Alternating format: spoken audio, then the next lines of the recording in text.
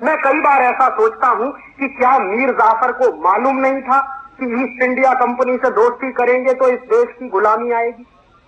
मीर जाफर जानता था इस बात को।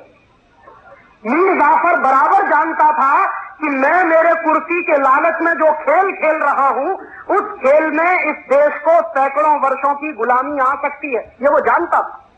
और यह भी जानता था कि अपने स्वार्थ में, अपने लालच में मैं जो गद्दारी करने जा रहा हूं इस देश के साथ, उसके क्या दुष्परिणाम होंगे वो भी उसको मालूम थे। लेकिन इसको था कि हम 1757 ऐसा सोचता हूं कि गुलामी से आजाद हो जाते, क्योंकि 18,000 सिपाही हमारे पास थे और 300 अंग्रेज सिपाहियों को मारना बिल्कुल आसान काम था हमारे लिए।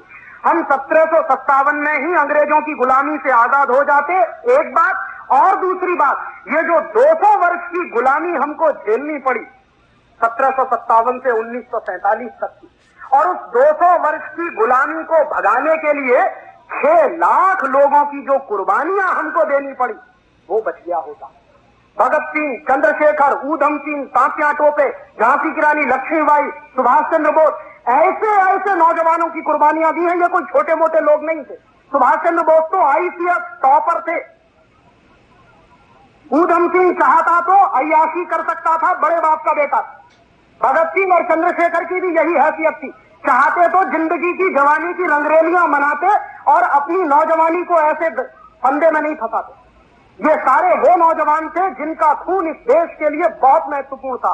6 लाख ऐसे नौजवानों की कुर्बानियां जो हमने दी, वो नहीं देनी पड़ती। और अंग्रेजों की जो यातनाएं सही, जो अपमान हमने बर्दाश्त किया, वो नहीं करना पड़ता अगर एक आदमी नहीं होता, मीर जाफर। लेकिन चूंकि मीर जाफर था और मीर जाफर का लालच था कुर्सी का और पैसे का, उस लालच ने इस देश को 200 वर्ष के लिए गुलाम बना दिया। और मैं आपसे यही कहने आया हूं कि 1757 में तो एक मीर जाफर था, आज हिंदुस्तान में हजारों मीर जाफर हैं।